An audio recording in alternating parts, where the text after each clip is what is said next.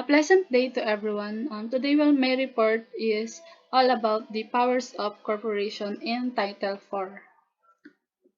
Now, let's discuss the corporate powers. Bali, ang corporate powers is ina-exercise through board of directors or sa mga duly authorized officers and agents, except na lang dun sa mga instances where yung corporation code requires stockholders approval for specific acts. Now, itong mga ang pinaperform nilang powers is ito yung tatalakayin natin ngayon. Bali, meron tatlong corporate powers tayong mag-discuss dito. First is yung express power. Express power are the powers expressly conferred upon the corporation by law. Or in a simple word, ito yung mga powers na nanggagaling sa ating Corporation Code of the Philippines. Bali, yung ating ginagamit ngayon or ating batayan ngayon is yung revised Corporation Code dahil nagkaroon siya ng revision.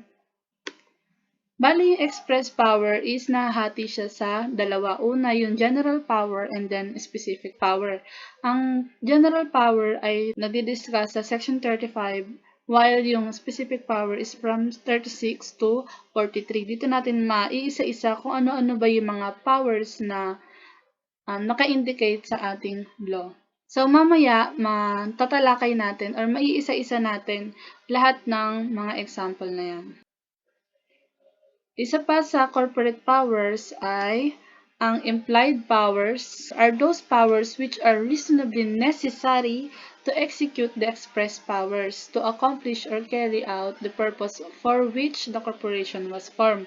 Bali, itong powers na to is siya yung nagiging tulay para masakatuparan yung express power. Bali, pagka ginamit natin yung power na to, okay lang kasi siya yung kailangan na express power para magawa yon. Next power is yung tinatawag na inherent or incidental. Incidental powers are which a corporation can exercise by a mere fact of its being a corporation or powers which are necessary to corporate existence and are therefore impliedly granted. Bale, itong incidental power is tumutukoy sa pagiging innate or kahit wala siya dun sa corporation code is pwede siyang i-execute dahil innate na, kumbaga nandun na yung powers na yon bago pa mabuo yung isang corporation. For example, tayo, pagka panganak pa lang sa atin is meron na tayong human rights or pwede na tayo magkaroon ng pangalan, makapag-aral. Ganon din sa corporation which is, ang sa kanila naman is tinatawag yung incidental or inherent powers. So now, let's recap the three corporate powers. First is express power. Ito nga ulit yung nagagaling yung power sa law. Meron siyang dalawang kinds which is general and specific power. Pangalawa, implied power. And lastly, the incidental power. Now, let's proceed to the general powers which is nandito sa section 35. Every corporation is incorporated under this code has power and capacity. Una, sue and be sued in its corporate name. Bali, may karapatan si corporation na maghain or hainan ng kaso. Next is to have a perpetual existence unless the certificate of incorporation provides otherwise. Bali dito is, ito yung isa sa mga nabago dun sa revised corporation code dahil dati ang existence lang ng isang corporation is umaabot ng 50 years. So now, meron na siyang karapatan na maging perpetual ang kanyang existence. Next is to adopt and use corporate seal. Next, to amend its article of incorporation in accordance with the provisions of this code. Letter E, to adopt by law, not contrary to law, morals, or public policy, and to amend or repeal the name in accordance with this code. Letter F, in case of stock corporation, to issue or sell stocks to subscribers and to sell treasury stocks in accordance with the provision of this code, and to admit members to the corporation if it be a non-stock corporation. Letter G, to purchase, receive, take or grant, hold, convey, sell, lease, pledge, mortgage, and otherwise deal with such real and personal property. Bali lahat to is pwedeng magawa sa isang corporation. Letter H, to enter into a partnership, joint venture, merger, consolidation, or any other commercial agreement with natural and juridical persons.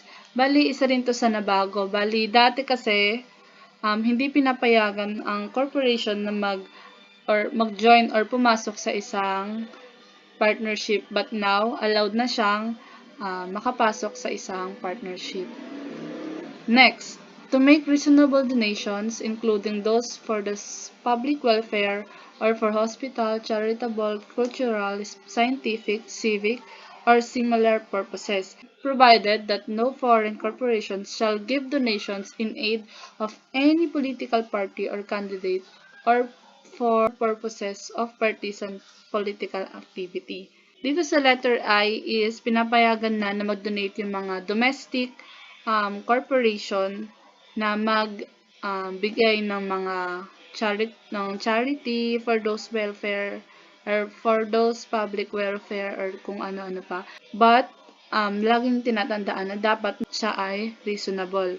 Still, sa dating corporations kasi, hindi ina-allowed yung foreign. Pero dito sa bago, ganun pa rin.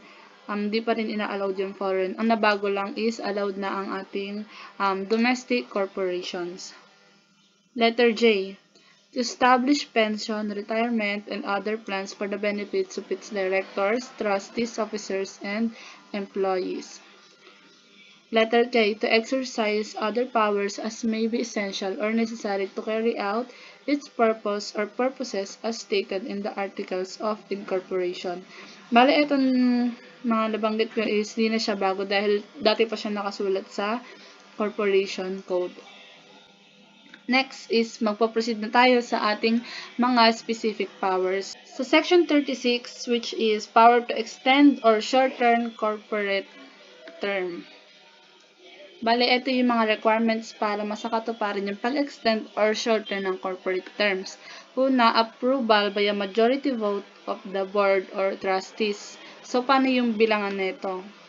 Dito, ratification by the stockholders representing at least 2/3 of the outstanding capital stock or by at least 2/3 of the members in case of non-stock corporations. Bali, ang pag-extend ng corporate term is applicable lang siya sa mga merong specific term kasi nga 'di ba ngayong bagong corporation code is allowed na magkaroon ng perpetual life ang isang corporation, pero kung naka-adapt pa sila dun sa dating corporation, which is meron lang silang 50 years na existence, eto na applicable na to sa kanila na mag-extend or shorten ng kanilang corporation. Bali, based on Section 11, 3 years na yung pinakamatagal na pwedeng i-extend ng isang corporation pagka nag-apply ng pag-extend. In case of extension of corporate term, any dissenting stockholder may exercise his appraisal right. So what is appraisal right? Means that a stockholder who's dissented and voted against the proposed corporate action may choose to get out of the corporation by demanding payment of the fair market value of his shares. Bali, sa case na to is pwede daw na umalis si stockholder kung meron siyang ayaw or hindi nagustuhan sa decision ng corporation. For example, ako, ayokong i-extend or di ako payag sa pag-extend ng life ng corporation. Pwede kong ibenta yung aking shares and umalis na sa corporation. Ito yung ibig sabihin ng appraisal right. Na pwede kang umalis, then ibenta mo yung shares mo. Pero, yung mga ganitong right is mas applicable siya or parang mas maganda siyang gawin kung ang corporation is sikat na corporation. For example, ang kilalang corporation, maraming interested na bumili ng shares mo kung sakaling nga alis ka. Pero, ang disadvantage naman nun, pagka ang corporation is hindi sikat or hindi kilala, maaaring mahirapan yung aalis na ibenta yung kanyang shares dahil nga baka walang bumili or walang may gusto na bumili ng kanyang shares. Next is the Section 37 under specific powers.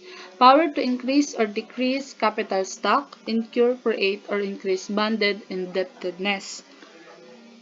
Any increase or decrease in the capital stock or the incurring, creating, or increasing of any banded indebtedness shall require prior approval of the Commission, and where appropriate of the Philippine Competition Commission. The applicant with the Commission shall be made within 6 months from the date of the approval of the Board of Directors and stockholders, which period may be extended for justifiable reasons. Dito sa instances na to is pwedeng increase ng capital stock ang isang corporation. Pero, pagbobotohan siya or kailangan magkaroon ng majority vote na at least 2/3 of the outstanding capital stock. And, kailangan ng approval ng SEC.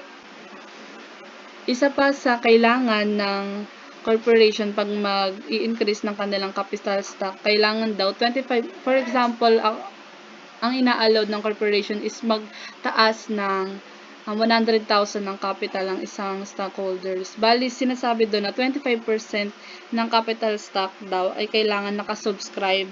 And then sa 25% na yun, yung 25% pa nun is kailangan binayaran siya sa actual cash. Bali, ito yung mga gagawin pagka mag-i-increase or decrease ng capital stock. So, that would be all my reporting for today, and thank you for listening.